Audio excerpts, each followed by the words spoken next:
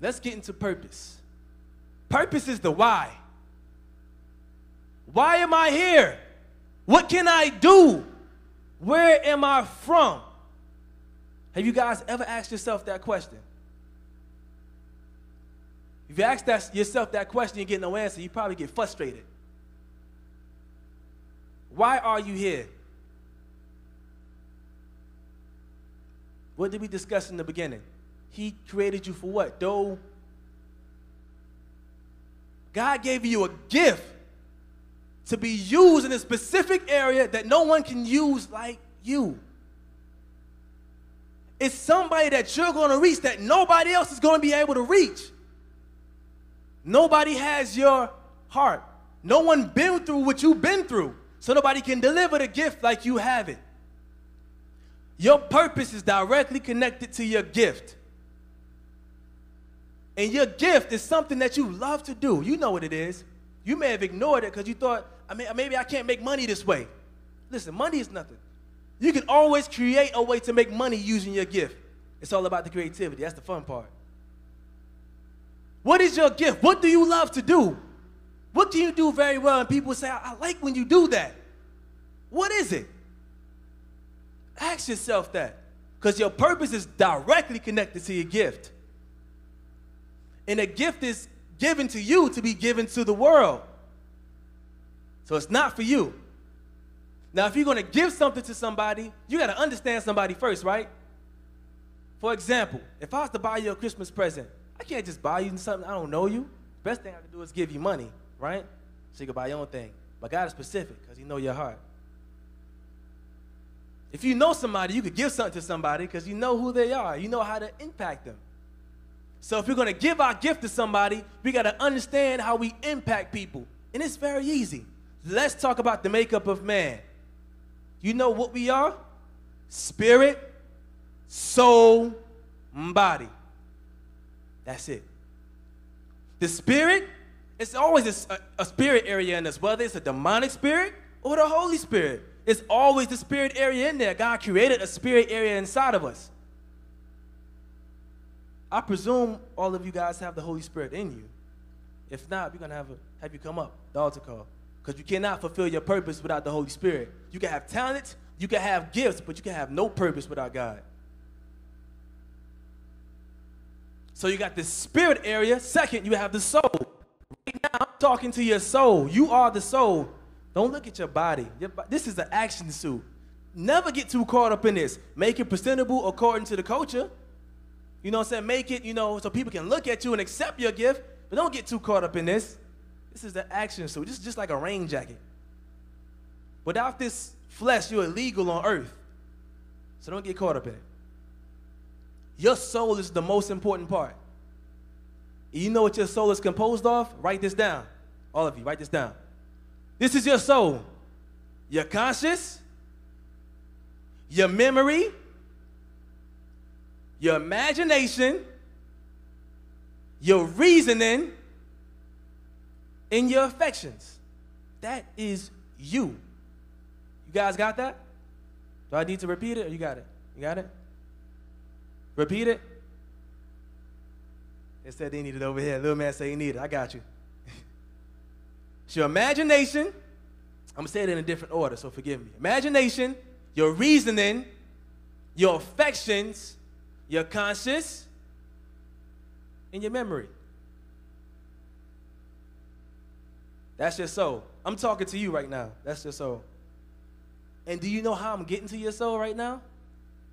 I'm using my gift. Now, this is the groundbreaker. It is so easy to find your gift because there's only 5 ways you can impact people. Hearing, seeing, write this down. Hearing, seeing, smelling, taste, and touch. That's the only way you can impact somebody's life. Only 5 ways. You can find your gift in these areas. It's not that hard. You can't go nowhere outside of it. Unless you're talking to some aliens or something. Maybe they have different senses. But you're talking to human beings. That's the only 5 ways to reach them. Now, when you ask yourself, where's my gift? You're going to find your gift in one of these areas, I guarantee you. For example, I have a gift on speaking to people and encouraging them. What gift am I using? What sense am I using for you? Where am I impacting? You're hearing, right? I'm impacting you somehow, so it's not really about my body. It's really about these words I'm saying to you. It's getting to your ears. So now, what's getting to your ears is affecting your what? Imagination, memory, conscious, your affections, your reasoning. That's why you got to be careful of what you hear. Be careful of what you look at. Be careful who touches you. Be careful of even what you taste. If you know you have a purpose in life to live long, why are you drinking alcohol? Is drinking alcohol going to get me towards my purpose? I don't see, I have brothers that smoke weed and different things like that, and I don't come at them with, thou serve the Lord. No, listen, is smoking this weed going to help you get towards your purpose? Do you know what you want to do with your life? Isn't this frying your lungs? Isn't this alcohol frying your liver? That's what it's about. When you go to evangelize to somebody, don't get deep at first. Ask them what they do. Hey, how you doing? My name is so-and-so. Yeah. So what do you do? Watch them talk. That's how you evangelize to people. I'm so-and-so. Nice to meet you. So tell me a little bit about what you do. They talk. Okay, boom, boom, boom. They're going to ask you because they don't want to feel like they're talking too much. Tell them a little bit about yourself, then flip it back on them. Get someone's heart before you try to evangelize to them. Because Christ is the only way to your purpose.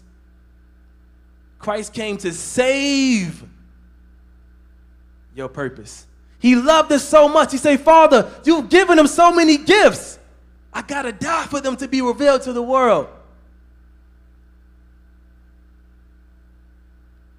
Who is the next so-and-so? I'm not going to say nobody else because I don't want you guys to be like nobody else.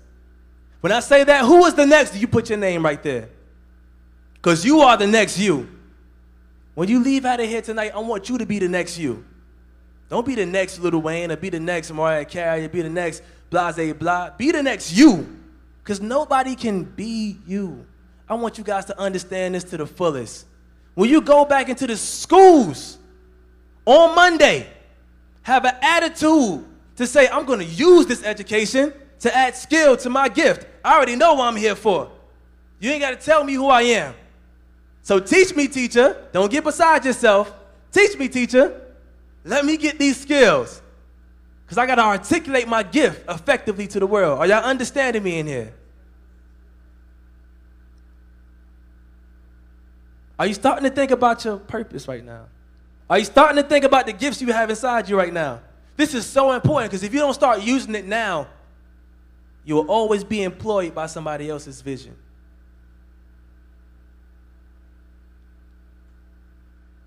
I have a company I'm starting up called Employed by My Vision. And people say, well, it's not employed by God's vision, or why they want to get all religious and stuff. I said, that's not what God gave me. If I say employed by God's vision, that's too broad. You need to know the vision God has for your life individually. Then you can say, I'm employed by my vision. Then people be interested, like, what is your vision? Now you got them. Because your vision is always to maximize Christ, but it's through your gift. So now we covered purpose. Now we covered the gifts you have inside you. That's the first step. This is the second step. This is the most important step. Write this down. Developing a vision for your life. Developing a vision for your life. I always say this to people. If you're not pursuing your purpose, you're living a fancy death. Period.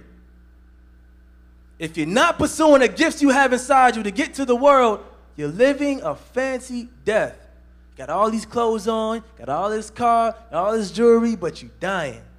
It's not really about the body living, like I said. It's really about that spirit and that soul prospering. Developing a vision for your gift is going to get it to the world. Now, this is the hardest part for people because this is the area of faith. Let me break down the attitude of vision to you. Write it down. Subtopic, attitude of vision. The attitude of vision says this: I have no limitations. I want you guys to say it for yourself. Say, I have no limitations. I have no limitations. I have no limitations.